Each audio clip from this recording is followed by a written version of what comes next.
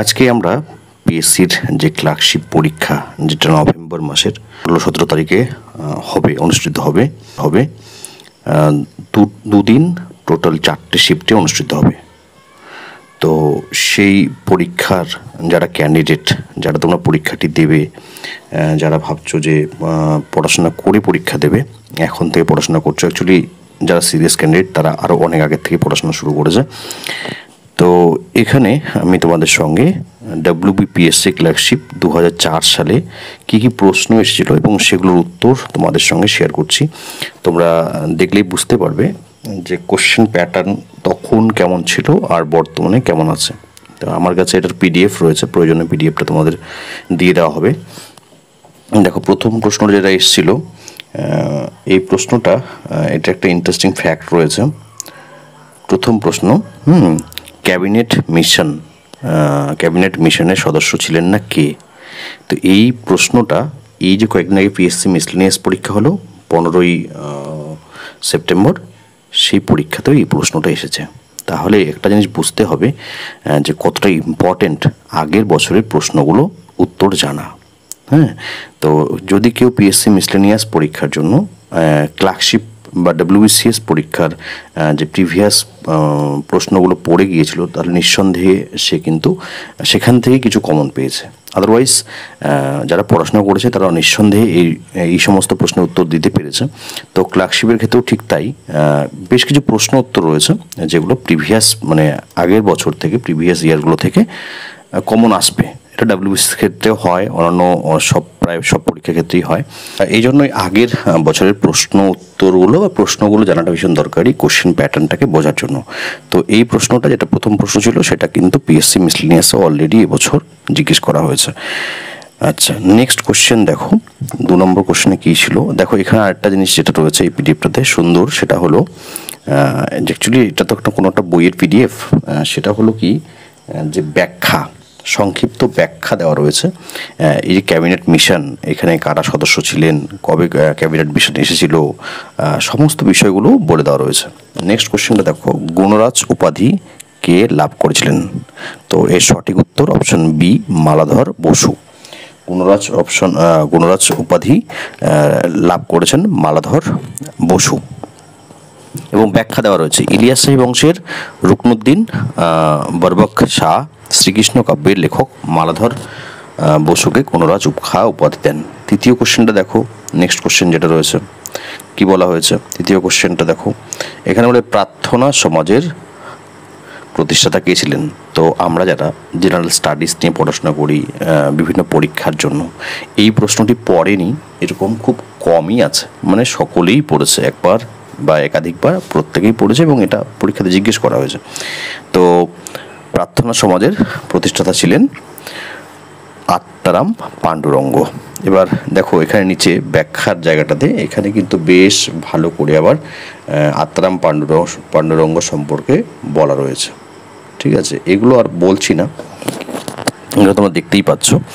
Next দেখো, আর এই প্রশ্নগুলো এগুলো হিস্ট্রি থেকে, ঠিক আছে, হিস্ট্রি থেকে এগুলো জিজ্ঞেস করা হয়েছে, এভাবে পার্ট করা রয়েছে।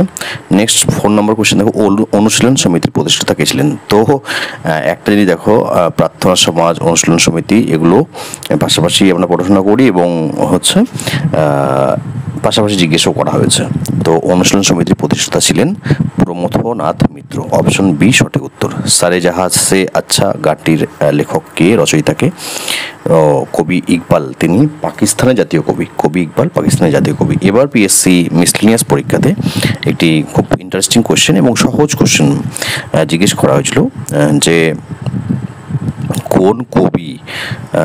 কোন কবি দুটো দেশের জাতীয় সঙ্গীত রচনা করেছেন? কোন কবি দুটো দেশের জাতীয় সঙ্গীত রচনা করেছেন? আমি আশা করি তোমরা যারা ভিডিওটা দেখছো এই মুহূর্ত পর্যন্ত তারা প্রত্যেকেই এটার উত্তর জানো। কমেন্ট সেকশনে অবশ্যই কমেন্ট করে জানাবে যে কোন ব্যক্তি বা কোন কবি, যাই বলি না কেন, দুটো দেশের জাতীয় সঙ্গীত রচনা করেছেন। 6 নম্বর কোশ্চেন দেখো, কে বিন্ধ্য অধিপতি নামে পরিচিত? তো সঠিক উত্তর হলো অপশন বি, গৌতমী পুত্র সাতকর্ণী। 7 নম্বর কোশ্চেন দেখো, কে ইকতা প্রথার বিলোপ ঘটান? সঠিক উত্তর হলো আলাউদ্দিন খলজি। আলাউদ্দিন খলজি। দেখো আমি মার্ক করলে এটাতে সময় বেশি লেগে যাচ্ছে, তাই আমি মার্ক করছি না, আমি জাস্ট ডিরেক্ট তোমাদের সঙ্গে শেয়ার করছি। তারপরে হলো আত্মীয় সভার প্রতিষ্ঠাতা কে ছিলেন? তো দেখো সবগুলোই জিজ্ঞেস করা হয়েছে, প্রার্থনা সমাজ, আত্মীয় সভা, অনুশীলন সমিতি, সবগুলোই জিজ্ঞেস করা হয়েছে। তো আত্মীয় সভার প্রতিষ্ঠাতা ছিলেন রাজা রামমোহন রায়। আত্মীয় সভার প্রতিষ্ঠাতা ছিলেন রাজা রামমোহন রায়। নেক্সট কোশ্চেন দেখো, 9 নম্বর কোশ্চেনটা, মৃচ্ছকটিকম। এটা একটু হচ্ছে না পড়লে, ডিটেল না পড়লে এটা উত্তর করতে পারবে না, অনেকেই পারবে না, অনেকেই কিন্তু পারবে। তো মৃচ্ছকটিকম শূদ্রকের হচ্ছে একটি নাটক, মৃচ্ছকটিকম শূদ্রকের একটি নাটক। নেক্সট দেখো, এখানে হিমালয় পর্বতমালা পশ্চিম থেকে পূর্বে কত কিলোমিটার বিস্তৃত?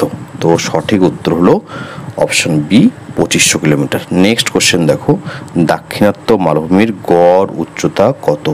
দাক্ষিণাত্য মালভূমির গড় উচ্চতা কত? তো এটা সঠিক উত্তর হলো 600 থেকে 700 মিটার। অপশন ডিটা হলো সঠিক উত্তর। নিচে সুন্দর করে এক লাইনে ব্যাখ্যা দেওয়া রয়েছে। 12 নম্বর কোশ্চেন দেখো, 12 নম্বর কোশ্চেনটা, আন্দামান নিকোবরের যে বদ্বীপ রয়েছে, আন্দামান নিকোবর যে দ্বীপপুঞ্জ রয়েছে, সেখানে সর্বোচ্চ চূড়া কোনটি? তো আন্দামান নিকোবরের সর্বোচ্চ চূড়া হলো,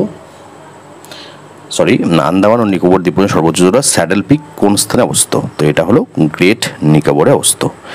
13 নম্বর কোশ্চেন দেখো, জাস্কার রেঞ্জ গঠিত হয় কোথায়? জাস্কার রেঞ্জে গঠিত হয় কি দ্বারা গঠিত হয়? তো এটা সঠিক উত্তর অপশন বি, হ্রদজাত অবক্ষেপ দ্বারা। জাস্কার পর্বতমালা এটা হচ্ছে হ্রদজাত অবক্ষেপ দ্বারা গঠিত হয়েছিল। তো আমরা জানি যে পর্বতের গঠন সংক্রান্ত একাধিক মতবাদ রয়েছে। তো এই প্রসঙ্গে হচ্ছে জাস্কার পর্বতমালা বা জাস্কার পর্বত শ্রেণী এটা হচ্ছে হ্রদজাত অবক্ষেপ দ্বারা গঠিত হয়েছে। 14 নম্বর কোশ্চেন দেখো, এটা তো খুব সোজাই মনে হবে। 14 নম্বর কোশ্চেনে দেখো, নিম্নলিখিত জায়গাগুলির মধ্যে কোনটিতে ব্যাঘ্র প্রকল্প রয়েছে?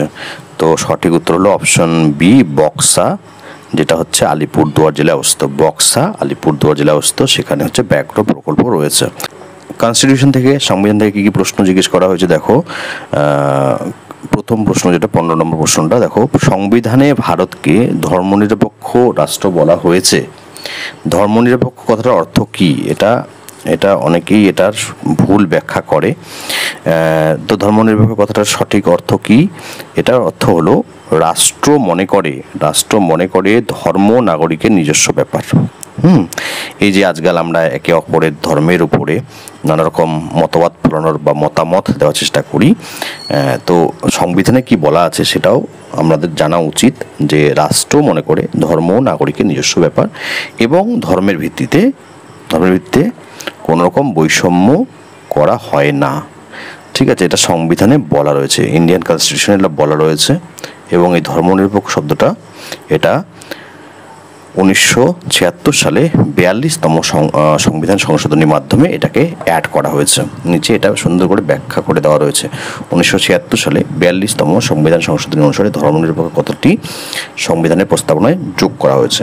কোশ্চেন নাম্বার 16 দেখো, 16-17 দেখতেই পাচ্ছ স্ক্রিনে। আচ্ছা, কোশ্চেন নাম্বার 16-17 হচ্ছে, দেখো বলা হয়েছে যে নিম্নের কোনটি মৌলিক অধিকার নয়? তো অপশন বি হচ্ছে সমান কাজের জন্য সমান মজুরি মৌলিক অধিকার নয়। এটি একটি সংবিধানের হচ্ছে কি নির্দেশমূলক নীতির অন্তর্গত। নির্দেশমূলক নীতির অন্তর্গত, মৌলিক অধিকার নয়। বাট এটা হচ্ছে সংবিধানে এটা রয়েছে লেখা। সেটা কোথায় রয়েছে, সেটা কোথায় অন্তর্গত রয়েছে? সেটা হচ্ছে যে ডিপিএসপি রয়েছে, ডিরেক্টিভ প্রিন্সিপালস রয়েছে, নির্দেশমূলক নীতি, সেখানে 39 নম্বর ধারা, সেখানে এটা উল্লেখ রয়েছে। পঞ্চায়েতি রাজ গঠিত হয়েছে কয়টি স্তরে? কয়টি স্তরে গঠিত হয়েছে? এর আগেও আমরা এটা নিয়ে পড়াশোনা করেছি, আশা করি তোমাদের অসুবিধা হবে না। 3টি স্তর। 3টি স্তর কি কি? সেটা হলো, সেই যে 3টা স্তর সেটা হলো কি, গ্রাম, ব্লক ও জেলা স্তরে, অর্থাৎ গ্রাম পঞ্চায়েত, পঞ্চায়েত সমিতি এবং জেলা পরিষদ। গ্রাম পঞ্চায়েত, পঞ্চায়েত সমিতি এবং জেলা পরিষদ। পশ্চিমবঙ্গের ক্ষেত্রে তাই হয়।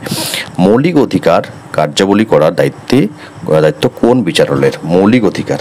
তো মৌলিক অধিকারের যেটা রয়েছে সেটা হচ্ছে অপশন এ, সুপ্রিম কোর্ট এবং হাইকোর্ট। মৌলিক অধিকার কার্যকরী করার দায়িত্ব সুপ্রিম কোর্ট এবং হাইকোর্টের। তোমরা এই প্রসঙ্গে আরেকটা হোমওয়ার্ক তোমাদের দিচ্ছি, দিয়ে দিই। সেটা হলো সুপ্রিম কোর্টের প্রথম মহিলা বিচারপতি কে ছিলেন? সুপ্রিম কোর্টের প্রথম মহিলা বিচারপতি কে ছিলেন? পিএসসি মিসলেনিয়াস পরীক্ষা জিজ্ঞেস করা হয়েছে। যদি তোমাদের এটা জানা থাকে অবশ্যই কমেন্ট সেকশনে কমেন্ট করবে। এবং আরেকটা জিনিস মনে রাখবে, যে কোনো পশ্চিমবঙ্গের যে কোনো পরীক্ষা দাও বা সেন্ট্রাল গভর্নমেন্টের যে কোনো পরীক্ষা দাও, এই যে পশ্চিমবঙ্গে প্রথম বা ভারতে প্রথম মহিলা, প্রথম পুরুষ, এগুলো থেকে প্রশ্ন আসবেই। এই চ্যাপ্টারগুলো, মানে দুটো তো চ্যাপ্টার রয়েছে, যে পশ্চিমবঙ্গে এবং ভারতে প্রথম মহিলা প্রথম পুরুষ, ঠিক আছে?